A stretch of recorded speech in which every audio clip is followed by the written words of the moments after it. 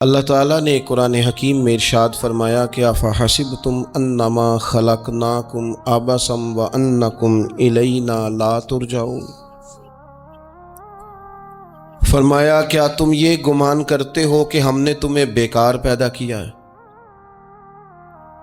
اور کیا تم یہ سمجھتے ہو کہ تمہیں پلٹ کر ہماری طرف نہیں آنا؟ اللہ تبارک و تعالیٰ نے جو چیز بھی پیدا کی، جہاں بھی پیدا کی، بڑی حکمتوں کے تقاضوں کے تحت پیدا کی۔ میں کسی شخص سے بیزار نہیں ہو سکتا، کیونکہ ایک ذرہ بھی تو بیکار نہیں ہو سکتا۔ اللہ نے ہر چیز کو کمال حسن کے ساتھ دنیا میں پیدا کیا، اور انسان تو اشرف المخلوقات، یہ تو اللہ تعالیٰ کی تخلیق کا شاہکار ہے۔ اللہ تعالیٰ نے اسے بڑی رہنمائیوں کے ساتھ، بڑی حکمتوں کے ساتھ، بڑے کرم کے ساتھ پیدا فرمایا۔ اس کو اللہ تعالیٰ نے سمجھنے کی، بات کرنے کی، اپنا ما فی الضمیر کہہ دینے کی صلاحیت عطا فرمائی۔ مالک نے اسے عقل، شعور دیا، اور جو بڑی طاقتور مخلوق نظر آتی ہیں ان کو اللہ تعالیٰ نے انسان کے قبضے میں دے دیا۔ کتنا بڑا ہاتھی ہوتا ہے لیکن ایک چھوٹا سا بچہ اسے لیے پھرتا ہے۔ کتنا بڑا اونٹ ہے، کتنی طاقت رکھتا ہے، لیکن ایک چھوٹا سا بچہ اس کے ناک میں نکیل ڈالتا ہے اور اسے لے کے گھومتا ہے۔ اللہ تبارک و تعالیٰ نے اسے اشرف المخلوقات بنایا ہے۔ اتنے بڑے جہاز ایک انسان کے قبضے میں دے دیے ہیں، وہ جب چاہتا ہے جہاز اڑتا ہے، جب چاہتا ہے اسے زمین پہ اتار لیتا ہے۔ اللہ کی دی ہوئی طاقت سے ملکوں کو سر کرنا، بڑی بڑی ٹیکنالوجی کو ایجاد کرنا خدا نے اپنی توفیق سے اسے عطا کیا۔ اور پھر اگر وہ مسلمان ہے، پھر اگر وہ حضور کا غلام ہے، تو پھر تو فرمایا کنتم خیر امت اخرجت للناس، انسان ساری مخلوق میں افضل ہیں، اور میرے محبوب کا کلمہ پڑھنے والے سارے انسانوں میں سب سے افضل ہیں۔ ان کو اللہ نے اور زیادہ فضیلتوں سے، برکتوں سے مالا مال کیا۔ یہ وہ مخلوق ہے، یہ وہ لوگ ہیں، یہ وہ امت ہے کہ جو صرف ارادہ کرتی ہے نیکی کا، کرتی نہیں، ارادہ کرتی ہے تو اللہ نیکی کرنے کا اجر عطا فرما بھی دیتا ہے۔ یہ ابھی پلان کرتی ہے کہ میں یہ کام کروں گا تو رب اس کا ثواب شروع بھی فرما دیتا ہے، لیکن پتہ نہیں کیا ہو گیا ہے لوگوں کو، نیکی کے ارادے کرنے ہی چھوڑتے جا رہے ہیں، نیکی کی منصوبہ بندی کرنی ہی چھوڑ دی ہے، خیر کے لیے پلان کرنا ہی چھوڑ دیا ہے۔ بہت سارا وقت بیکار گزرتا ہے، بہت سارا وقت چوراہے پہ گزر گیا، بہت سارا وقت گپوں میں گزر گیا، عمرے دراز مانگ کے لائے تھے 4 دن، 2 آرزو میں کٹ گئے، 2 انتظار میں۔ ایک ڈھیر سارا طبقہ ہے جس سے پوچھتے ہیں کیا کر رہے ہو، وہ کہتے ہیں بس کچھ بھی نہیں، ٹائم پاس کر رہا ہوں۔ تو میں کہتا ہوں یار اتنا فالتو ٹائم کہاں سے آیا جسے پاس کرنا پڑا؟ میں بور ہو رہا ہوں تو میں کہتا ہوں بور ہونے کے لیے وقت کہاں سے لیا آپ نے؟ آپ تو مسلمان ہیں، آپ کا تو وقت شریعت نے بڑا قیمتی کر دیا ہے۔ آپ تو 1 منٹ میں 3 بار سورہ اخلاص پڑھ سکتے ہیں۔ آپ کو تو ذرا سا وقت ملے تو آپ جا کے 2 رکعت نماز کی نیت باندھ سکتے ہیں۔ آپ کو تو تھوڑا سا وقت ملے تو آپ کے تو نبی پاک علیہ السلام نے یہاں تک ہماری تربیت کر دی، ہمارے حضور فرمانے لگے تم کانٹا اٹھا سکتے ہو نا گلی سے، تو وہی اٹھا دینا، اس پر بھی رب صدقے کا ثواب عطا کرے گا۔ تو یہاں تو کانٹوں سے بھری ہوئی گلیاں ہیں۔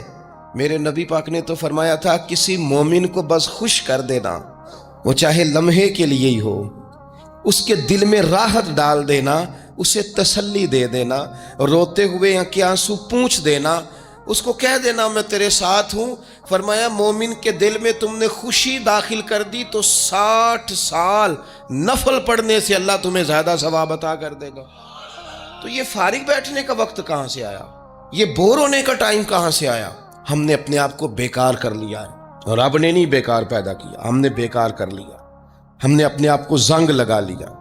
ملت کا وہ جوان جس کو چاہیے تھا کہ وہ خاندان کے 20، 50، 60 لوگوں کو لے کر چلتا، کفالت کرتا، نمائندگی کرتا، آگے بڑھ کے کہتا میں ہوں نا، گھبرانا نہ، وہ نوجوان خود دکھ سناتا ہے رو رو کے، وہ مجبوریاں سناتا ہے، وہ کچی کچی باتیں کرتا ہے، وہ کہتا ہے مجھے کالا جادو ہو گیا ہے، وہ کہتا ہے فلانے کی نظر لگ گئی ہے، وہ کہتا ہے چچا نے آگے نہیں جانے دیا، وہ کہتا ہے میں ابا جی نے صحیح تقسیم نہیں کی تو میں پیچھے رہ گیا۔ اتنی کمزور بات کرے گا، اور وہ مسلمان اپنی صلاحیت کو پہچانے۔ حضرت سعدی شیرازی کے پاس ایک شخص نے بیٹھ کے اپنے دوستوں کی غلطیاں گنوانی شروع کر دی، ان میں یہ بھی غلطی ہے، یہ بھی غلطی ہے، یہ بھی غلطی ہے، یہ بھی غلطی ہے، یہ بھی غلطی ہے۔ تو حضرت سعدی ہنس پڑے، فرمانے لگے اور یاد رکھ تیرے سجن بڑے ہی برے ہیں، پر پانی بڑا بھی گندا ہو نا تو آگ بجھانے کے کام پھر بھی آ جایا کرتا ہے۔ وہ کوئی تو خوبی ان میں تلاش کر لینا، پانی بڑا بھی گدلا ہو تو آگ تو بجھاتا ہے کہ نہیں بجھاتا۔ ہمارا یہ مزاج بن گیا ہے کہ ہم اپنی صلاحیتوں سے کام ہی نہیں لیتے، ہمیں پتہ ہی نہیں ہم کیا کر سکتے ہیں۔ میرے رسول پاک صلی اللہ علیہ وسلم کا کمال یہ ہے کہ حضور نہ انسان کی صلاحیتیں اجاگر کر دیتے، محبوب اجاگر کر دیتے، حضور اندر جذبہ پیدا کر دیتے۔ اس طرح کا وہ اقبال کہتے ہیں کہ تمہارا وقت کا امام وہ نہیں ہوتا جو تمہیں کہے حالات بڑے خراب ہیں، اس قوم کا کچھ بھی نہیں ہو سکتا، اس ملک کا کچھ بھی نہیں ہو سکتا، فلانا ادارہ بھی خراب ہو گیا، فلانا بندہ بھی کرپٹ ہو گیا، فلانا بھی دنیا دار ہو گیا، پیر بھی خراب ہو گئے، مولوی بھی خراب ہو گئے، سیاستدان بھی خراب ہو گئے، اور بیوروکریٹس بھی خراب ہو گئے، اور تاجر بھی خراب ہو گئے، اور فلانی برادری یہ ظلم کرتی، فلانا قبیلہ یہ ظلم کرتا ہے، فلانے شہر کے لوگ، اسی چکر میں صرف مایوسیاں پھیلانی ہیں، کبھی خیر کی بات ہی نہیں کرنی۔ لیکن اقبال کہتے ہیں کہ ہے وہ تیرے زمانے کا امام برحق جو تجھے حاضر و موجود سے بیزار کرے اور موت کی شکل میں دکھلا کے تجھے جلوہ یار زندگی تیرے لیے اور بھی دشوار کرے، وہ تیرے اندر رمق پیدا کرے۔ آج جو حاجی غار سور پہ جاتے ہیں تو یہ لوگ پانی کی بوتل ان کی بغل میں ہوتی ہے، رستے میں 3-4 جگہ بنی ہوئی ہیں، پانی پئیں، چائے پئیں، جوس پئیں، بندوبست ہے، آپ کے کھانے پینے کے لیے آپ چیزیں خرید سکتے ہیں۔ اوپر جائیں تو وہاں بھی سارا کچھ بیٹھنے کا بہترین اہتمام ہے۔ جب حضرت صدیق اکبر گئے تھے تو دن کو نہیں گئے تھے، رات کو گئے تھے، اور جناب اسماء بنت ابی بکر جب رات کو کھانا لے کے جاتی تھی تو وہاں تو دن کو آج بھی 1400 سال کے بعد بھی آبادی کوئی نہیں۔ اس وقت کیا منظر ہوگا، اور اب رستہ بن گیا تھا، اب تو رستہ بھی نہیں تھا۔ تو حضرت اسماء کہتی ہیں میں اکیلی روٹی پکاتی تھی، پھر اسے باندھتی تھی، پھر میں یہ نہیں کہ 2-4 میرے ساتھ ساتھی چلو تو پھر غار سور پہ چلتے ہیں، لوگ تو یوں جاتے ہیں نا۔ فرماتی میں دیکھتی تھی ادھر ادھر کہ کوئی ہے تو نہیں، دیکھ تو نہیں رہا۔ جب کوئی نہیں ہوتا تھا تو رات کو جاتی تھی اور غار پہ کھانا دے کے آتی تھی، اور حضرت صدیق اکبر نے حضور کو کندھوں پہ بٹھا کے کہا تھا حضور پتھر نکیلے ہیں، ان کی نوک تیز ہے، کہیں مقدس قدموں کو تکلیف نہ دیں، اگر مہربانی کریں تو میرے کندھوں پہ نہیں بیٹھ جاتے۔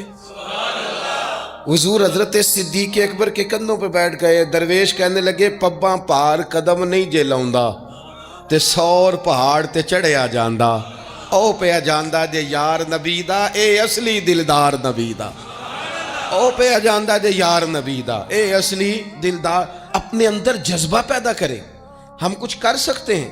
غریب ساری زندگی دکھ ہی سنائے گا کہ میں غریب ہوں، اس نے محنت کب کرنی ہے، جد و جہد کب کرنی ہے، اس نے آگے کب پڑھنا ہے، وہ کب تک یہ کام کرے گا۔ اپنی زندگی کے اندر شعور پیدا کریں اور اپنی صلاحیت سے کوئی نفع لیں۔ آپ کیا کر سکتے ہیں زندگی میں؟ میں نے کہا کچھ نہیں کر سکتے، گلی سے روڑا تو اٹھا سکتے ہیں کہ نہیں؟ کچھ انقلاب اپنے مزاج میں پیدا کریں، کچھ تبدیلی پیدا کریں۔ اس کے لیے سب سے زیادہ ضروری یہ ہے کہ ہم اپنے اندر اخلاقی تبدیلی لانے میں کامیاب ہو جائیں۔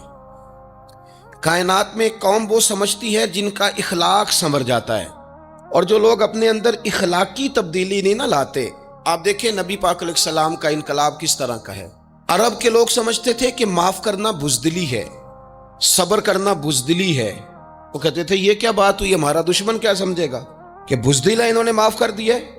وہ کہتے تھے معاف کر دیں تو کمزور پڑ جائیں گے، سامنے والا کہے گا کہ ان کے پلے کچھ نہیں، معاف کر دیا۔ اور ہمارے زمانے میں آج معاف کمزور آدمی کرتا ہے، طاقتور آدمی معاف نہیں کرتا۔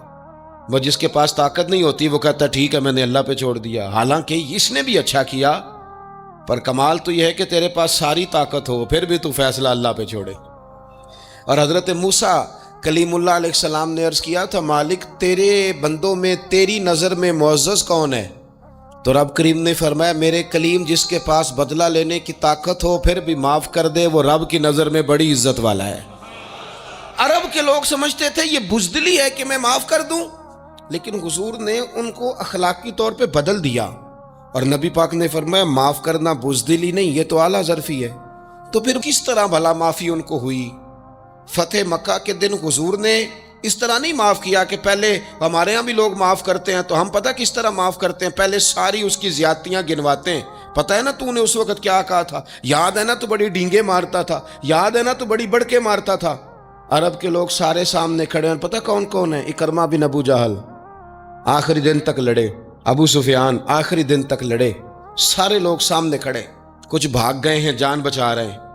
حضور نے کیا فرمایا؟ فرمایا پتہ تمہارے ساتھ آج سلوک کیا کرنا ہے؟ یا رسول اللہ بتائیے۔ تو نبی پاک نے فرمایا وہی کرنا ہے جو جناب یوسف نے بھائیوں کے ساتھ کیا تھا، بات ہی کوئی نہیں کرنی، پچھلا قصہ چھیڑنا ہی نہیں، نہ کانٹے بچھانے کی بات کرنی ہے، نہ روڑے مارنے کی کرنی ہے، نہ بدر میں آنے کی کرنی ہے، نہ احد میں پتھر مار کے دانت شہید کرنے کی بات کرنی ہے، نہ خندق کی بات کرنی ہے، نہ خیبر کی کوئی بات۔ جاؤ نہ معاف کیا، بات ہی کوئی نہیں کرنی، معافی دے دی۔ ابو سفیان کہنے لگے حضور مجھے بھی معافی ہے۔ سونیا تیرے کرم پہ قربان جاؤں۔ میرے کریم فرمانے لگے تو قبیلے کا سردار ہے، مکہ شریف کے لوگ تجھے بڑا سمجھتے ہیں، دیکھ حضور معاف بھی کرتے ہیں اور عزت بھی دیتے ہیں۔ فرمایا جا میں نے تجھے معاف کیا، اور جو تیری حویلی میں آ کے پناہ لے لے گا میں اسے بھی معاف کر دوں گا، اسے بھی معافی مل جائے گی جو تیرے گھر آ جائے گا۔ اب تبدیلی آ گئی، وہ جو اندر کفر تھا وہ ٹوٹ گیا، انقلاب آ گیا۔ یہی ابو سفیان جو کل تک مخالفت میں لڑتے تھے پھر یہ حضور کے ساتھ جنگوں میں جاتے، اور اس طرح جاتے کہ حضور گھوڑے پہ بیٹھے اور جناب ابو سفیان نے گھوڑے کی لگام تھامی ہے، ہر میدان میں گئے، ہر جگہ خدمت کی۔ اکرمہ بن ابو جہل کا پتر ہے، کوئی کسر نہیں چھوڑی اس نے، حد کر دی، ہر جگہ لڑا، ہر مقام پہ۔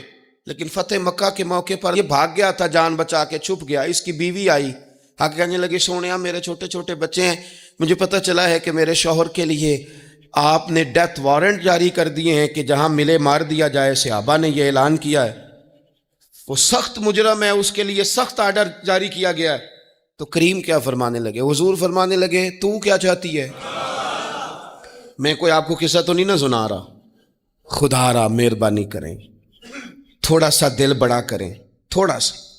وہ ساس کہتی ہے جی میں کیویں معاف کر دیاں جی، تمہیں پتہ نہیں پیر صاحب میرے اندر زخم کنے نے، مثلاً کیا ہے، گولی مار دی ہے کسی نے کسی کو۔ بہو سے کہیں تو کہتی ہے جی میں معاف کر دوں، اس کو معاف کر دوں، آپ کو بتاؤں اس نے تکلیف کتنی دی۔ مہربانی کرو ایک دوسرے کو معاف کرو، اپنے دل میں گنجائش پیدا کرو۔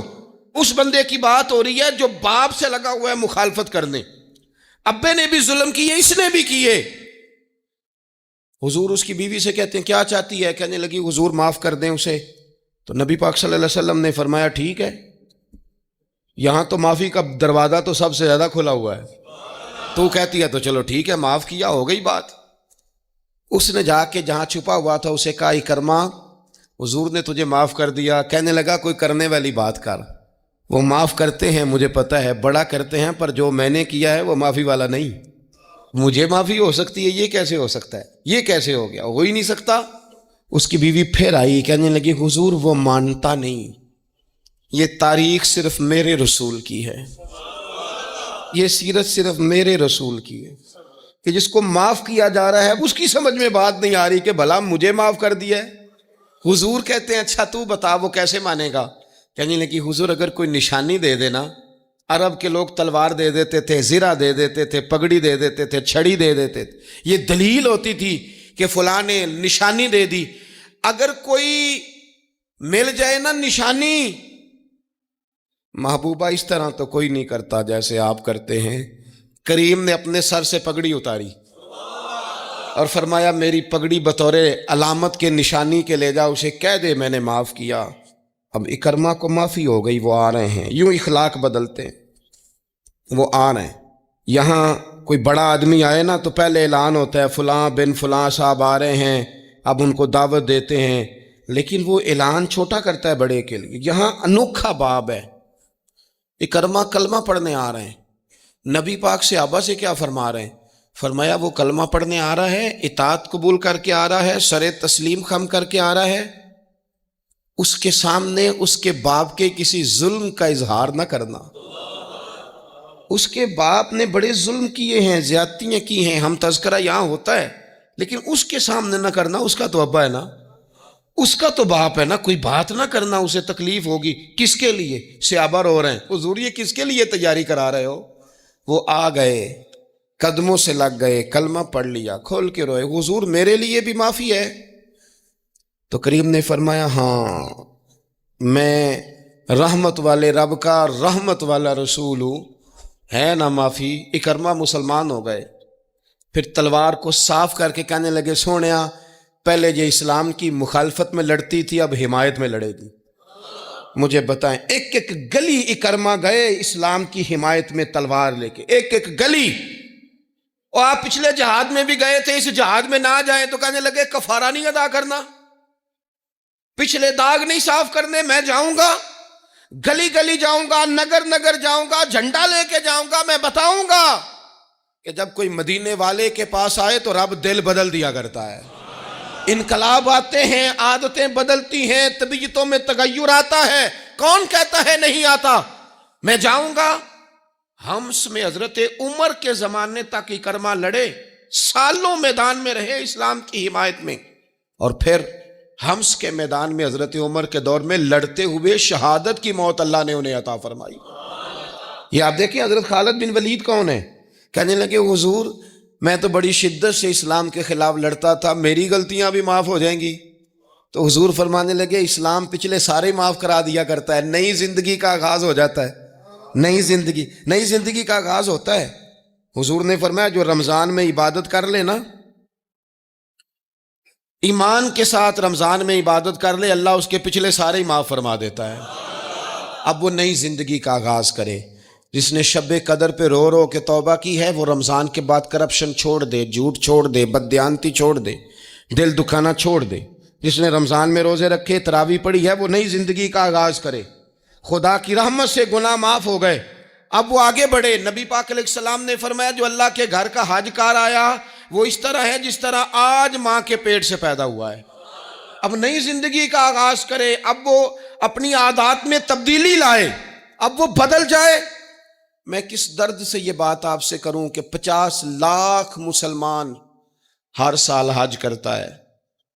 اگر 25 لاکھ کا کردار بھی ٹھیک ہو جائے تو سال کا 25 لاکھ با کردار مسلمان اگر دنیا کو دیا جائے تو بتائیے امت مسلمہ کا سر کتنا اونچا ہوگا. لیکن ہمارا حال وہی ہے کہ آج بھی کیتی جاندے ہو تے لہو بھی پیتی جاندے ہو، کھو کے مال یتیماں دا تے بھیج مسیتی جاندے ہو، پھٹ دلاں دے سیندے نہیں تے ٹوپیاں سیتی جاندے ہو، نفس تے چھری پھیر دے نہیں دمبے کیتی جاندے ہو، فرض پلائی بیٹھے ہو، نفلاں نیتی جاندے ہو، او دسو تے سی بلے شانو ایک ہی کیتی جاندے ہو. بات وہی ہے کہ کعبے گئے، مدینے گئے، کربلا گئے، جیسے گئے تھے گھوم پھر کے ویسے ہی آ گئے. کچھ تبدیلیاں اپنے مزاج میں لائیں، اپنی عادات میں لائیں. حضرت خالد بن ولید نے کہا حضور سارے گناہ معاف ہو گئے. فرمایا ہو گئے. حضرت خالد بن ولید نے پھر اپنی تلوار تھامی اور جناب خالد بن ولید پھر اس طرح میدانوں میں نکلے کہ نبی پاک نے فرمایا اب یہ خالد نہیں، یہ تو سیف اللہ ہے، یہ تو اللہ کی تلوار بن گیا ہے. اس جذبے سے، شوق سے اپنے مزاج کو تبدیل کر کے اس طرح میدان میں آئے. فرمایا اب یہ اللہ کی تلوار ہے. پورا وجود زخمی کرایا اور ساری زندگی اسلام کی حمایت میں تلوار چلائی. ہم بدل سکتے ہیں، تبدیلی آ سکتی ہے، ہمیں بدل جانا چاہیے. بہلول دانا سے کہا تھا ہارون رشید نے کہ مجھے کوئی نصیحت کر دے، میں بادشاہ ہوں. سخت دل ہو جاتا ہے کئی دفعہ. تو حضرت بہلول دانا کہنے لگے میں کیا نصیحت کروں، آپ کا باپ کہاں ہے؟ کہنے لگے قبرستان میں. کہا ایک بڑا بھائی بھی تھا، بڑا پیار کرتا ہے، سنا آپ سے، کہاں ہے؟ کہا قبرستان میں. تو کہا وہ ایک چچا زاد بھی آپ کے ساتھ میں نے دیکھا ہے. کہا وہ بھی قبرستان میں. یاد کرانا شروع کیا حضرت بہلول نے. فرمایا وہ ننہال والے، ددہال والے، وہ ماموں، وہ چاچو کا سب قبروں میں. آخری جملہ کہا، فرمایا تیرا ایک پتر بھی تھا، چڑھتی جوانی تھی، قد اونچا تھا، رنگ گورا تھا. ہارون رشید رو پڑے، کہنے لگے حضور وہ بھی قبرستان میں. تو فرمایا جس نے اتنے جنازے پڑھے ہوں اسے میں نصیحت کروں؟ تیرا کیا خیال ہے؟ تو نے نہیں جانا؟ یارو ہم نے اپنے کئی کلاس فیلوں کے جنازے پڑھے ہیں. بڑا پیار تھا میرا اپنی دادی کے ساتھ. تو 97 میں وہ انتقال کر گئیں. دادا ابو چلے گئے، اماں جی چلی گئیں، ابا جی چلے گئے، نانا چلے گئے، پھپھا چلے گئے، دوست چلے گئے. یہاں پچھلے سال کئی سنگی تھے، اس سال نظر نہیں آتے، رخصت ہو گئے. او سنگیو، یہ تو ساری تیاری ہے، ہم نے بدلنا کب ہے؟ اب تو ہمارا بڑھاپا آنے کو ہے، اب تو بال سفید ہونے کو. تبدیلی کس وقت؟ اللہ تعالیٰ نے قرآن مجید فرقان حمید کے اندر فرمایا اللہ ولی الذین آمنوا یخرجہم من الظلمات الی النور.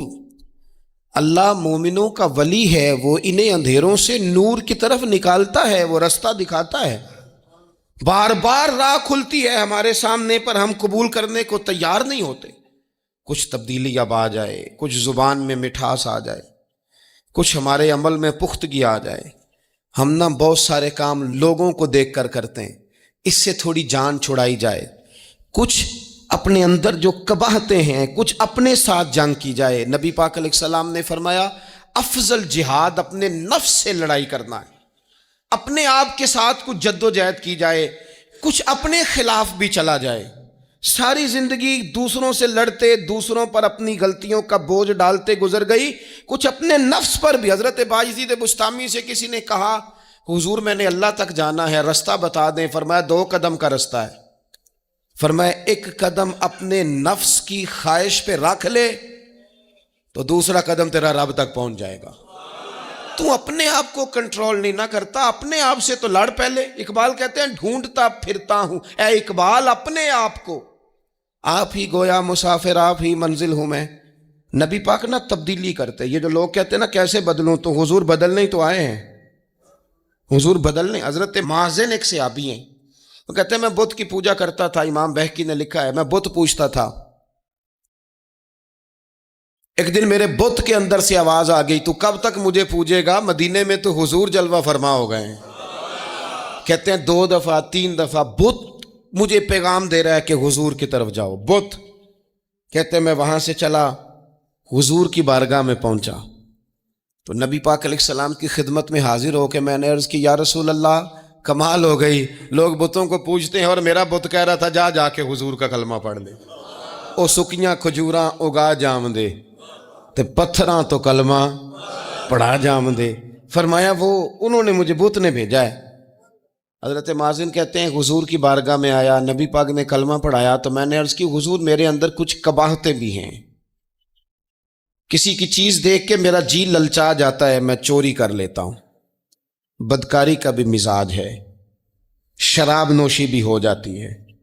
کہتے ہیں حضور نے میرے سینے پہ ہاتھ رکھا، میرے لیے دعا کر دی.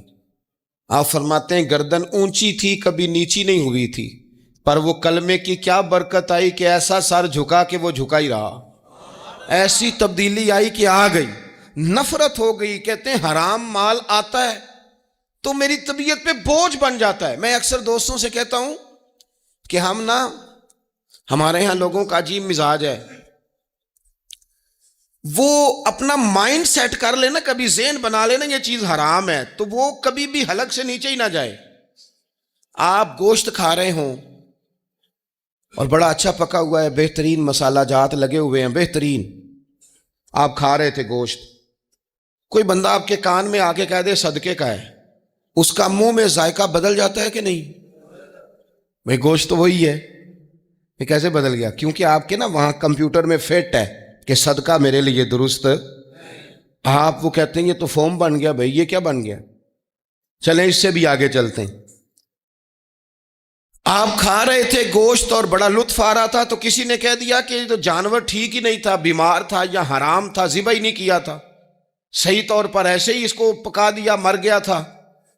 تو اب تو یہ حال ہوتا ہے کہ الٹیاں شروع ہو جاتی ہیں کیوں؟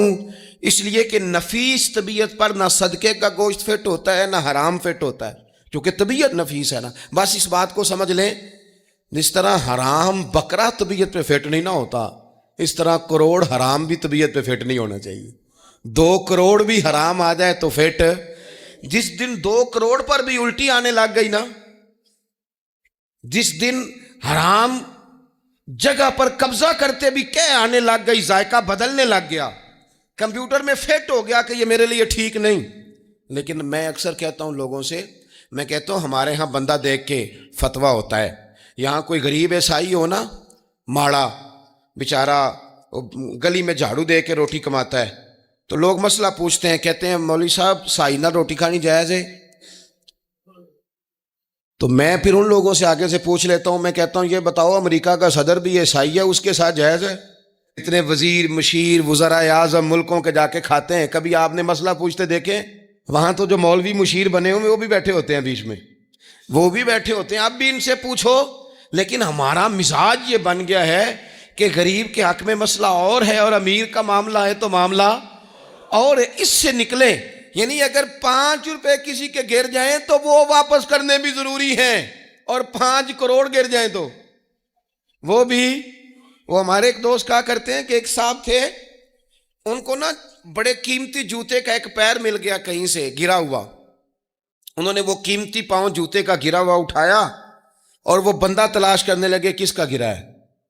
دیر تک وہ ڈھونڈتے رہے ایک پاؤں کس کا ہے، تھوڑی دیر کے بعد انہیں دوسرا پاؤں بھی مل گیا. پھر انہوں نے بندہ ڈھونڈنا بند کر دیا. انہوں نے کہا اب دونوں ہو گئے ہیں، اب یہ کام آئے گا، لہذا انہوں نے بند کر دیا. میرے عزیز، یہ تو کوئی طریقہ نہیں ہے نا کہ آپ چیز اگر تھوڑی سی ہے تو اس پر فتویٰ اور ہے، اور اگر زیادہ ہے تو مزاجوں میں جب ہم یہ لے آئیں گے اپنی طبیعت میں، اور کب تک ہم نے اسی طرح رہنا ہے؟ کب ہم نے اپنے وجود سے کام لینا ہے؟ بیکار وقت کب تک گزرنا ہے؟ کتنے رمضان آئے گزر گئے، کتنے عمرے آئے گزر گئے، کتنی ہم نے دیکھا کہ بس بیمار ہو گئے ہیں، ٹھیک ہو جائیں گے تو پھر اس کے بعد ہم نے کوئی نماز نہیں چھوڑنی، لیکن ٹھیک ہوئے تو بھول گئے، نئی سے نئی بات شروع ہو گئی. ہم نے کتنی دفعہ کہا کہ آج کے بعد تبدیلی، لیکن کیوں نہیں تبدیل ہوتے؟ حضرت فضالہ بن عمیر ایک صحابی ہیں، کہتے ہیں میں عورتوں کا معاذ اللہ بڑا رسیہ تھا. ابو جہل نے جب اعلان کیا نا جو حضور کو شہید کرے گا تو اسے 100 سرخ اونٹ دیے جائیں گے، تو کہتے ہیں میں خنجر بغل میں دبا کے نا تو طواف کعبہ کرنے چلا گیا. طواف کعبہ کہتے ہیں وہاں جب میں پہنچا تو میں نے دیکھا حضور بھی طواف کر رہے ہیں، تو نبی کریم نے مجھے دیکھتے ہی حضور میرے قریب آئے، اور مجھے نہیں بتانا پڑا، حضور فرمانے لگے تیرا نام فضالہ ہے؟ میں نے کہا ہاں. تو محبوب فرمانے لگے کیا باتیں کر رہے ہو اپنے آپ سے؟ کہتے میں دل میں سوچ رہا تھا کہ طواف کرتے میرے قریب سے گزریں گے تو خنجر مار دوں گا. کیا باتیں کر رہے تھے؟ فضالہ کہتے ہیں میں تو جب آیا تھا تو ایک بی بی سے مل کے آیا تھا، میں نے کہا تھا کہ میں آج بڑی رقم لے کے آؤں گا اور معاذ اللہ تیرے پاس رات گزاروں گا. کہتے ہیں میں تو اس سے بات کر کے آیا تھا. تو میں اب حضور سید عالم صلی اللہ علیہ وسلم نے پوچھا تو فضالہ ہے؟ میں نے کہا ہاں. کیا باتیں کر رہے تھے اپنے آپ سے؟ میں نے جھوٹ بولا. میں نے کہا جی وہ تو میں تو ذکر کر رہا تھا اپنے دل میں. کہتے ہیں حضور مسکرائے اور مسکرا کے فرمانے لگے چل چھوڑ، جس کام آیا تھا وہ کرتا کیوں نہیں؟ میں جو تیرے سامنے کھڑا ہوں تو کرنا. خیال آیا مسلمان نیک و بد پہچان جاتے ہیں اور آقا آدمی کے دل کی باتیں جان جاتے ہیں. کرنا وہ کام. تو فضالہ کہتے ہیں کہ میں کانپ گیا، میرے ہاتھ سے وہ خنجر گر گیا. حضور نے میرے سینے پہ ہاتھ پھیرا، اس طرح پھیرا کہ زندگی میں اتنا سکون کبھی نہیں ملا، اتنی ٹھنڈک کبھی نہیں ملی، اتنا قرار کبھی نہیں آیا، اس قدر زیادہ آزمائش کبھی نہیں آئی. میں قرار محسوس کرنے لگا. کہتے ہیں حضور فرمانے لگے کیا وہ وقت نہیں آیا کہ تو کلمہ پڑھ جائے؟ کہتے ہیں میں نے فوراً کہا حضور آ گیا ہے وقت، پڑھائیں مجھے کلمہ. کہتے ہیں نبی پاک نے کلمہ پڑھا دیا، میں مسلمان ہوا. میں واپس لوٹا تو وہی عورت بن سنور کر تیار ہو کر گلی میں کھڑی تھی. عادتیں بدل جاتی ہیں. شرط یہ ہے کہ ہم تھوڑی سی کوشش کریں، شرط یہ ہے کہ ہم اپنے آپ کو اللہ رسول کی بارگاہ میں پیش کریں. اور میرے دوستوں، میرے بزرگوں، ہمیں سب سے زیادہ تکلیف میں ہماری اپنی عادات نے ڈالا ہے، ہماری اپنی خواہشات نفس نے ہمیں زیادہ آزمائشوں میں ڈالا. کہتے ہیں وہ عورت بن سنور کے کھڑی تھی. جب میں واپس لوٹا تو پہلے میں اس کے پیچھے بھاگتا تھا، اب میں اس کے قریب سے گزر گیا تو اس نے آواز دی، تو فضالہ نہیں؟ کہتے ہیں میں چپ کر گیا۔ وہ پھر پیچھے دوڑی، میرا گریبان پکڑ کے کندھا پکڑ کے ہلایا، تو فضالہ نہیں؟ کہتے میری جھکی ہوئی گردن، میں سر نہیں اٹھاتا۔ مجھے کہنے لگی تو وہ نہیں ہے جو فضالہ ہے؟ میں نے کہا ہوں میں فضالہ، پر وہ والا نہیں جو تجھے ملا کرتا تھا۔ کہا تو اب کون ہے؟ کہنے لگے میرا ٹائٹل بدل گیا ہے، میرا تعارف بدل گیا ہے، اب میں رسول کائنات کا غلام ہو گیا ہوں۔ اب لوگ مجھے مسلمان کہتے ہیں، اب میری نگاہوں میں جچتا نہیں کوئی، جیسے میرے محبوب ہیں ایسا نہیں کوئی۔ کہتے ہیں بدل گئی عادت، میں وہی ہوں پر میرا لہجہ، میرا مزاج ہی بدل گیا۔ حضرت جریر ابن عبداللہ کہتے ہیں میں کاروبار کرتا تھا اور مجھے بڑا سلیقہ آتا تھا کاروبار، میں سستی ترین چیز خریدنے کا ملکہ رکھتا تھا، لیکن فرماتے ہیں کہ جب میں حضور کا کلمہ پڑھنے گیا تو نبی پاک نے مجھے فرمایا میرا دین کسی کا بھلا کرنے کا نام ہے، الدین النصیحہ، خیر خی کرنا۔ فرماتے ہیں پھر میں نے نصیحت کو پلے باندھا، ایک آدمی سے گھوڑا خریدا 300 دینار کا، گھوڑے کو پکڑ کے میں نے جب تھوڑا آگے چلایا تو وہ تو بڑا نرم مزاج تھا، سی پنجابی چاکیدہ ساؤ ہے بڑا، اور میں نے کہا یہ تو گھر میں بھی رکھا جا سکتا ہے، یہ تو 400 کا ہے۔ پھر میں نے اس پر سواری کی تو وہ سواری کے لیے ہی بڑا اچھا تھا، میں نے کہا یار تیرا جانور 600 کا ہے۔ کرتے کرتے جب میں نے اسے 1000 دینار تھمایا، 400 میں سودا ہو گیا تھا، اس نے دے دیا تھا گھوڑا یا اونٹ۔ کہتے ہیں وہ شخص میری طرف دیکھ کے حیران ہو کے کہنے لگا جریر تو پہلے بھی آتا ہے، یہ تجھے کیا ہوا؟ تو حضرت جریر کہتے ہیں میں نے اسے کہا پہلے جریر آتا تھا، اب وہ والا جریر ہے جس نے مدینے والے کا کلمہ پڑھا ہے۔ کنتم خیر امت کا ٹائٹل ہے میرے پاس۔ کیا اسلام صرف نعرے لگانے کا نام ہے؟ کیا اسلام صرف دوسروں کو یہ کہنے کا نام ہے کہ تو نے مجھے کس طرح کہہ دیا کہ میں عاشق رسول نہیں؟ تو زیادہ ہے، تیرے پاس زیادہ دین ہے، صرف ڈٹ جانا اور زیادہ باتیں کرنے کا نام دین ہے؟ اپنے اندر ایک ایک کر کے غلطیوں کو چھوڑیں، آج کچھ عہد کریں کہ ہم نے فلاں فلاں گناہ سے جان چھڑانی، اپنے اندر کچھ تبدیلیاں لائیں، اور کسی کو بتانے کی ضرورت نہیں، ہمارا اور ہمارے رب کا معاملہ ہے۔ اکیلے میں بیٹھ کے اللہ کے حضور عہد کریں، اکیلے میں بیٹھ کے۔ آج میں نے آپ سے خدمت میں ایک اپیل کرنی ہے، وہ یہ ہے کہ ہم نے نہ آج عہد کرنا ہے کہ ہم نے جھوٹ نہیں بولنا۔ ایک دفعہ ہم نے بچے سے کہا تھا، مجبور تھے، شاید بڑے مجبور ہوں گے ہم، کسی صاحب نے نا بڑی مجبوری میں ایک دن اپنے بچے سے کہہ دیا، وہ باہر آیا تھا بندہ پیسے لینے، اس کا قرض دینا تھا، تنگ دستی تھی، مجبوری تھی، تو اس نے کہا بیٹا ادھر آ، اسے جا کے کہا ابو گھر نہیں۔ آپ نے ایک دفعہ کہا، پھر آپ ساری زندگی روئیں گے کہ پتر میرے ساتھ تو سچ بولا کرنا، لیکن وہ نہیں بولے گا۔ یہ جھوٹ اتنی بڑی مصیبت ہے۔ عورت اپنے شوہر سے کہتی ہے پیسے تھوڑے دے دیا کر، جوڑے ایک میں گزارا کر لوں گی، میرے ساتھ سچ تو بولنا، وہ سچ تو بول۔ تو اگر لاہور جاتا ہے تو مجھے لاہور کا ہی بتا کے جا، میرا رشتہ پیسوں سے نہیں اعتماد سے جڑا ہے۔ ماں کہتی ہے ماں بیٹے سے، پتر سچی بات تھوڑی کر لیا کر، سچی کیا کر۔ سچ ختم ہو گیا۔ اب لوگوں نے جھوٹ کا نام بدل دیا ہے، کہتے ہیں میں نے بہانہ کر دیا تھا۔ او بھئی آپ نے جھوٹ بولا تھا، صاف صاف کہیں، نام بدل دیا۔ جھوٹ کھا گیا میرے ملک کو، جھوٹ کھا گیا اس ملت کو، جھوٹ نے اس امت کو قریب سے آ کے تھام لیا۔ ہم بڑی آزمائش میں ہیں، ہم مطلب ہر شخص ہی الا ماشاءاللہ، ہر شخص ہی، آپ کسی شخص سے کوئی معاہدہ کرتے ہیں، کوئی چیز بنانے کی بات کرتے ہیں، خریدنے کی بات کرتے ہیں، وہ جو کہتا ہے اس پر پورا کیوں نہیں اترتا؟ وہ غلط بات کیوں کرتا ہے؟ میرے نبی پاک علیہ السلام سے پوچھا گیا مومن بزدل ہوتا ہے؟ حضور نے فرمایا ہو جاتا ہے، کبھی یہ غلطی آ جاتی ہے۔ حضور مومن کنجوس ہوتا ہے؟ فرمایا کبھی ہو جاتا ہے۔ یا رسول اللہ مومن جھوٹا بھی ہوتا ہے؟ تو میرے رسول فرمانے لگے نہیں، میرا کلمہ پڑھنے والا ساری غلطیاں کر سکتا ہے، میرا مومن جھوٹ نہیں بولا کرتا۔ مومن جھوٹ۔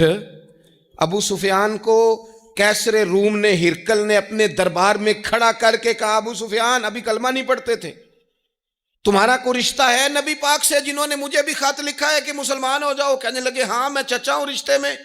کہا وہ کیسے ہیں پیغمبر؟ تو ابو سفیان کہتے ہیں چونکہ میں مخالف تھا، میں نے وہ ساری باتیں کی جو ہم ان کے خلاف کرتے تھے، اس نے آخری بات پوچھی، اس نے کہا ابو سفیان یہ بتا کہ وہ جنہوں نے اعلان نبوت کیا ہے کیا کبھی انہوں نے جھوٹ بھی بولا ہے؟ تو ابو سفیان کہتے ہیں کہ 1 منٹ کے لیے میں نے کہا کہہ دوں، مخالفت تھی نا، تو پھر میں نے سوچا یہ تو عرب کی وفاداری کے خلاف ہے، عرب میں سے تو کوئی جھوٹ بولنا پسند ہی نہیں کرتا، اور پھر میں اگر حضور کو معاذ اللہ جادوگر شاعر کہوں گا تو شاید کسی کو 1 منٹ کے لیے متوجہ کر سکوں، اور نبی پاک نے جھوٹ بولا ہے، یہ تو مانے گا ہی کوئی نہیں۔ کہتے ہیں بادشاہ نے پھر زور دے کے کہا سردار بتاتے کیوں نہیں، کیا کبھی انہوں نے جھوٹ بھی بولا ہے؟ تو ابو سفیان کہتے ہیں میرے ہاتھ میں چھڑی تھی، میں نے زور سے زمین پہ ماری، میں نے کہا وہ میرے رشتے میں بھتیجے ہیں، میری سخت مخالفت ہے، میں ان کے خلاف میدانوں میں نکلتا ہوں، جنگیں لڑتا ہوں، کبھی وہ غالب آتے ہیں کبھی ہم آتے ہیں، لیکن میرے سامنے وہ پیدا ہوئے، میں نے ماں کی گود میں بھی دیکھا، دادا کے کندھوں پہ بھی دیکھا، چچا کے گھر میں بھی دیکھا، سیدہ خدیجۃ الکبریٰ کا دولہا بنے بھی دیکھا، ان کی 4 بیٹیاں ان کی گود میں کھیلتے دیکھی، اعلان نبوت کرتے دیکھا، لوگوں کو مخالفت کرتے دیکھا، میرے سامنے ان کے مقدس بال سفید ہوئے، میرا اختلاف اپنی جگہ، پر بادشاہ میں قسم اٹھا کے کہہ سکتا ہوں اس محبوب کی زبان سے جب بھی نکلا ہے حق اور سچ نکلا ہے، اسیر دشمن کی چاہ میں بھی، وہ مخالفوں کی نگاہ میں بھی امی ہے، صادق ہے، معتبر ہے، میرا پیغمبر عظیم تر ہے، میرا پیغمبر عظیم تر ہے، میرا پیغمبر عظیم تر ہے، جھوٹ نہیں کبھی حضور نے بولا۔ کہتے میں نے جواب دیا تو سناٹا چھا گیا سارے دربار میں، کتنے اس نے سوال پوچھے، گھنٹوں بات ہو، سناٹا چھا گیا، اور پھر بادشاہ نے اپنا پرنا اٹھایا، چادر اٹھائی، کندھے پہ رکھی اور جانے لگا، تو میں نے پیچھے سے پلٹ کے کہا بادشاہ اتنے تو نے سوال کیے، اتنے میں نے جواب دیے، رزلٹ کا بھی تو اعلان کرنا، نتیجہ بھی تو دینا، کیا نکلا؟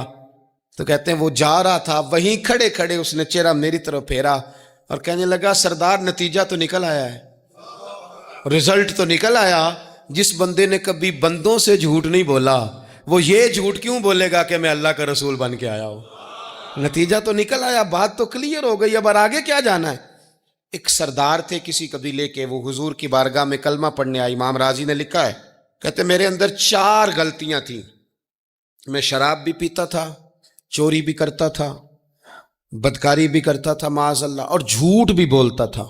حضور کی بارگاہ میں آیا، عرض کی یا رسول اللہ بچپن سے لے کر یہ بیماریاں لگ گئیں، بڑی کوشش کی، ابا نے بڑا مارا، لوگوں نے بڑا کہا، چھوٹی نہیں، اور میں چھوڑ سکتا بھی نہیں۔ ان کا خیال تھا نا جس طرح ہمارا خیال ہوتا ہے فلانی چیز نہیں چھوڑ سکتے، میں چھوڑ سکتا بھی نہیں۔ حضور ایک چھوڑ سکتا ہوں، ایک چھڑوا لیں آپ اور کلمہ پڑھا دیں۔ حضور نے فرمایا بالکل ٹھیک ہے، تو ایک چھوڑ دے۔ یا رسول اللہ کون سی؟ فرمایا جھوٹ نہیں بولنا۔ جھوٹ، وہ شراب بھی پیتے ہیں، وہ کہتے ہیں میں بدکاری بھی کرتا ہوں، چور بھی ہوں۔ حضور نے کیا فرمایا؟ جھوٹ۔ کیا ان سارے کاموں سے زیادہ سخت تھا حضور نے اس سے منع کیا؟ جھوٹ نہیں بولنا بھائی۔ کہتے ہیں سونے وعدہ ہو گیا۔ سیدھے سادے آدمی تھے، دیہاتی سردار تھے، گھر چلے گئے۔ کہتے ہیں جب وہ شراب کے قریب جانے لگا تو دل میں خیال آیا کہ حضور کے پاس شراب پی کے جاؤں گا، اگر کسی نے پوچھا کہ پی ہے تو جھوٹ تو بولنا نہیں، سچ بولوں گا تو حال کیا ہوگا بھلا؟ وہاں کیفیت کیا ہوگی کہ میں شراب پی کے یہاں آتا ہوں حضور کی بارگاہ میں، مجھ پہ تو حد لگے گی۔ کہتے ہیں لہذا شراب بھی چھوڑ دی، اٹھا کے ماری دیوار کے ساتھ۔ کہتے ہیں میں چوری کی طرف ہاتھ بڑھانے لگا تو میں نے کہا صبح اگر کسی نے پوچھا کہ میری چوری کس نے کی ہے، جھوٹ بولنا نہیں، اور اگر سچ بولا تو سوسائٹی میں عزت کیا رہے گی؟ دفع کرو، جو اللہ نے روکھا سوکھا دیا وہی ٹھیک ہے۔ کہتے ہیں گلی سے گزر رہا تھا، اس عورت نے پھر آواز دی، اس کی طرف جانے لگا اور قریب گیا تو وہ پوچھتی ہے سنا ہے تو نے کلمہ پڑھ لیا ہے؟ کہتے ہیں تڑپ گیا، درد سے آنسو چھلکے، اگر میں اس سے جھوٹ بولوں تو حضور نے منع کیا ہے، اور سچ بولوں تو یہ کیا سوچے گی؟ کلمہ پڑھ کے مسلمان ہو کے حضور کا غلام ہو کے یہ انداز ہے۔ کہتے ہیں وہاں سے بھی آ گیا، آ کے نا پیچھے ہو کے بیٹھ گیا، پیچھے حضور تقریر کر رہے تھے، پیچھے ہو کے بیٹھ گیا، غور سے حضور کا چہرہ دیکھ رہا ہوں، غور سے دیکھتا جا رہا ہوں۔ دنیا کہیں اور دیکھ رہی ہے اور میں حضور کا چہرہ دیکھ رہا ہوں. سر سے لے کر پاؤں تک تنویر ہی تنویر ہے. جیسے منہ سے بولتی قرآن کی تفسیر ہے. سوچتی تو ہوگی دنیا مصطفیٰ کو دیکھ کر بھلا وہ مصور کیسا ہوگا جس کی یہ تصویر ہے. کہتے میں غور سے چہرہ دیکھ رہا ہوں. حضور کی خدمت میں گیا سلام لینے تو محبوب نے مسکرا کے دیکھا تو میں نے کہا سونیا قربان جاؤں، میرا ایک جھوٹ چھڑوایا ہے، میری ہر شے چھوٹ گئی ہے، ختم ہو گیا سارا کچھ ہی. یہ مہربانی ہو جائے گی انشاءاللہ.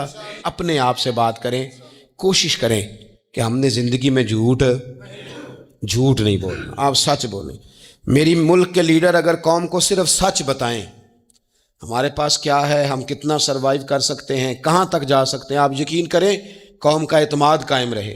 اگر ہم اپنے بچوں سے سچ بولیں، اپنے دوستوں سے سچ بولیں، اپنے محبت کرنے والوں سے سچ بولیں، ہمارا اعتماد نہیں خراب ہوگا، اعتماد قائم رہے گا. وہ ایک شخص نے آ کے کہا تھا نا یا رسول اللہ میں 2 نمازیں پڑھوں گا، اگر آپ کہتے ہیں تو کلمہ پڑھتا ہوں، 5 نہیں پڑھ سکتا. فرمایا تو آ جا 2 ہی پڑھنا، لیکن یہ چھٹی صرف حضور دے سکتے ہیں اور نہیں کو دے سکتا. حضور نے فرمایا 2 ہی پڑھنا. صحابہ کہتے ہیں 2 نمازوں کی شرط پہ کلمہ پڑھا.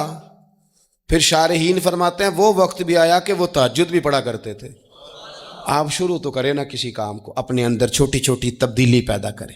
اور بڑوں سے لے کر، مجھے ادب سے عرض کرتا ہوں، بعض نوجوان بھی شکایت کرتے ہیں، کہتے ہیں بزرگوں کو کہہ دیں کہ جلد باز نہ بنیں، جلدی غصے میں آ جاتے ہیں. میں بزرگوں سے بھی عرض کروں گا کہ تھوڑی نرمی، تھوڑی شفقت، مطلب زیادہ ڈانٹ ڈپٹ کرنے سے بھی تو چیزیں خراب ہی ہوتی ہیں نا. تھوڑا سا ضرب بڑھ. نوجوانوں سے کہوں گا کہ آپ جوان ہیں تو حوصلہ بھی تو جوان ہے نا، تو زندگی میں حوصلہ، تحمل، بردباری لائیں. اپنی عادات کو تھوڑا تھوڑا کر کے تبدیل کریں.